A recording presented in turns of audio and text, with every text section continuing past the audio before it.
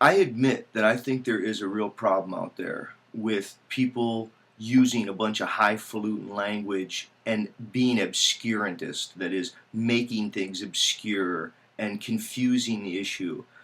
But I don't think, to me, that's the real difficulty of YouTube. It's like YouTube is, it's Christmas season, so I thought it might be fun to give it. It's kind of like it's the island of misfit toys.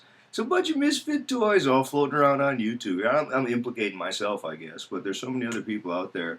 They're and they're misunderstood. It's funny, Artie Lang has some great stuff where he talks about understanding and meta understanding. That is, you have a view of yourself, but part of your view of yourself is what you take to be others' view of you.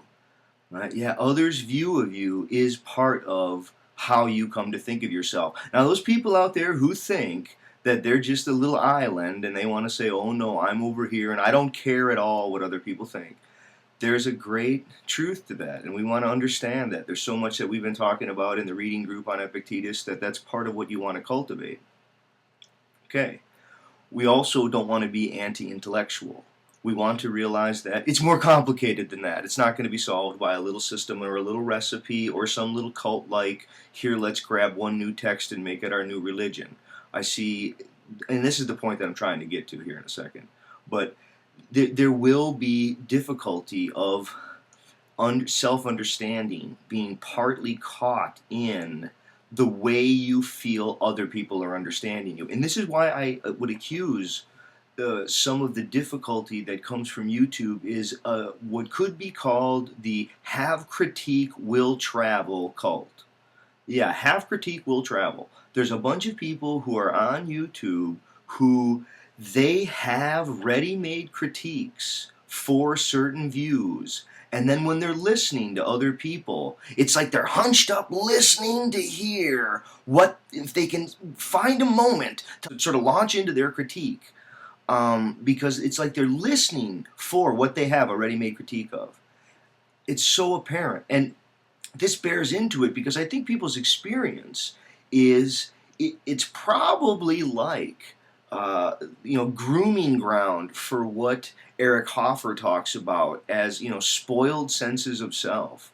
There is a kind of dealing with the way other people are reacting to you on YouTube that is part of the issue.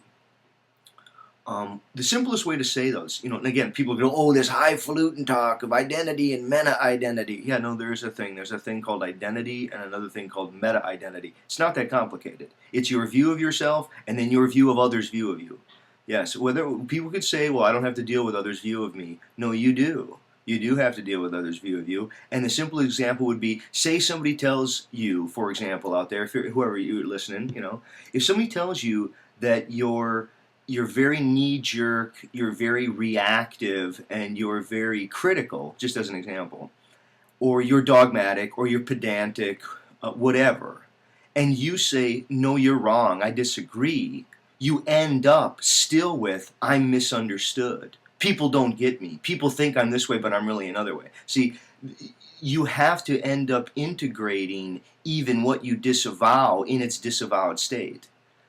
Yeah, that's part of the weird dynamic here, I think, on YouTube, is it's filled with lots of people who are doing like this chest-beating egoism, and they're close to drinking a cup of Brando, making fun of people because, I don't know, they fear greater command over word choice or something. I'm not sure what the fear is, but it's basically a have critique will travel. And I think it's grounded in fear. I think people, and I've tried to say it in many videos here, there's a kind of, because culture itself provides some assurance that one is right. See, I think the problem with some people who have sandbagged me, suggesting, right, again, I'm dealing with their misunderstandings. I have to deal with people who keep suggesting that I'm saying that humans are not animals, or making appeals to, I don't know, ridiculous stuff. People have critiques for positions that I'm not holding, but they listen for whatever they could take out of context and go, oh no, that's what you were holding, and then I have a critique for that. It's really bizarre. It's I think it's a fear of an animal that doesn't want to be wrong. Because if it's wrong about something, it's like alarming to the animal. You know, it's funny.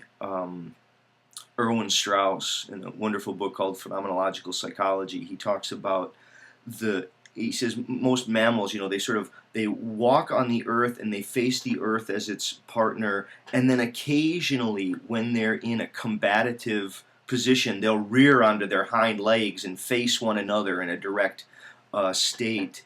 And that humans live in the reared state. Yeah, sort of humans have learned to walk. I think, you know, part of the larger issue, I guess, that has been going on in YouTube is the degree to which humanity is an achievement, and especially civility, care, thoughtfulness, serious willingness to engage. I think the more that people try to say that you're just born human, as if the what makes you who you are today is simply something that was given in the genes, it really, really confuses how much of who you are is the product of cultural evolution that has been rapidly accelerating over the last 2,000 years. It has to do with the radical, radical transformation that happened in consciousness when alphabetic literacy took hold, right? People need to study Marshall McLuhan's work. And ever since then, it's been accelerating along. You know, it was the alphabet, and then that was a huge explosion that really, I mean, the Big Bang was the printing press. It exploded knowledge, sort of threw it all in, you know, many, many directions. And from there, that went all the way until the telegraph. And the telegraph was the great implosion, the electric connection of everything to everything, where somehow you are now everywhere simultaneously. The information revolution, the degree to which humans are transcending now, us Western modern folks, are transcending space and time through certain kinds of technological media. This is, again, very, very interesting.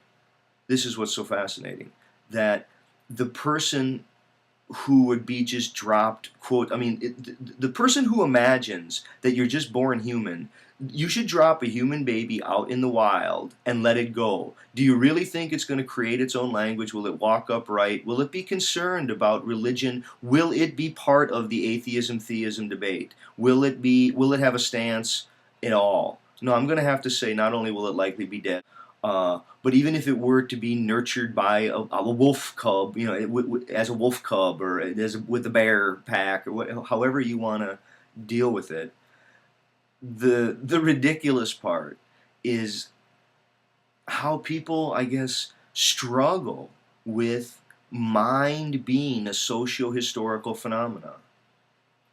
I mean, not only is mind a socio-historical phenomena, but I think there's something radically, radically true about dreamless sleep.